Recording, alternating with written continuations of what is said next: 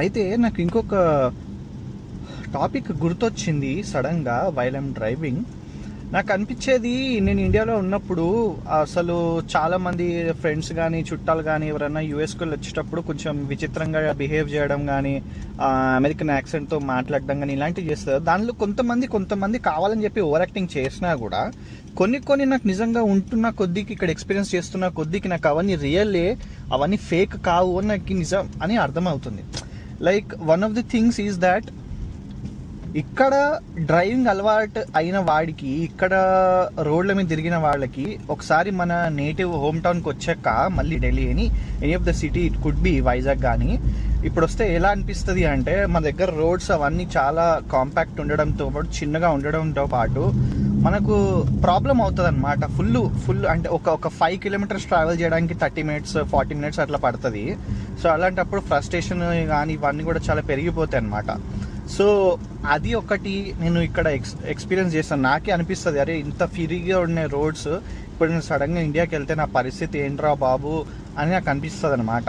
డెఫినెట్గా నేను అంటే ఇంత ఫ్రీ ఉన్నప్పుడే ఎప్పుడన్నా ఒకసారి ఏదైనా ఈవెంట్ అయినప్పుడు ఇక్కడ కొంచెం రోడ్ జామ్ అయిపోయింది అనుకోండి, ఆ రోజే ఫ్రస్ట్రేషన్ వస్తుంది. అరే ఏంటి డైలీ ఎంత ఫ్రీగా వెళ్ళిపోతాం, డైలీ 3 మినిట్స్లో నేను 3 మైల్స్ వెళ్తా, 3 మినిట్స్లో 3 మైల్స్, 5 మినిట్స్లో 4 మైల్స్ అట్లా వెళ్ళిపోతాం అనమాట.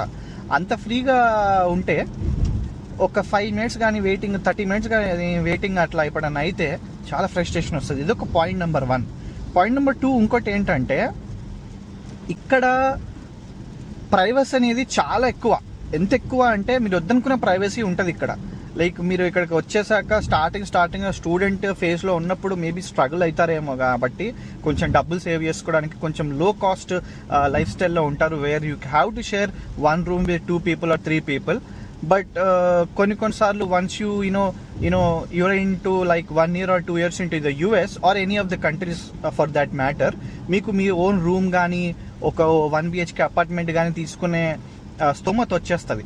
అలాంటప్పుడు ఏమైపోతుంది అంటే, ఆ ప్రైవసీకి మీరు అలవాటు పడిపోతారు. Even though you are like 24 years 25 years old, ఒక రకంగా పెరిగాయి కూడా ఆ 1 year 2 years ఏ రకంగా అయితే మీరు ఉంటారో అది మీకు మళ్ళీ దానికి అడాప్ట్ అయిపోతారు. సో మళ్ళీ after going back to India మళ్ళీ మీకు 2 BHKలో అందరితో ఉండాలి, ఆర్ తక్కువ ప్రైవసీ, ఎవరైనా డోర్ నాక్ చేయకుండా లోపలికి వచ్చేయడము, ఓకే సపరేట్ బాత్రూమ్ ఉండడం, ఇవన్నీ లేకుండా ఉంటే అది చాలా విచిత్రంగా అనిపిస్తుంది. మేబీ నాకు తెలిసి మళ్ళీ అది ఒక 1 month ఇండియాలో ఉంటే మళ్ళీ దానికి అలవాటు పడిపోయి దాని అడ్వాంటేజెస్ కూడా దానికి ఉన్నాయి.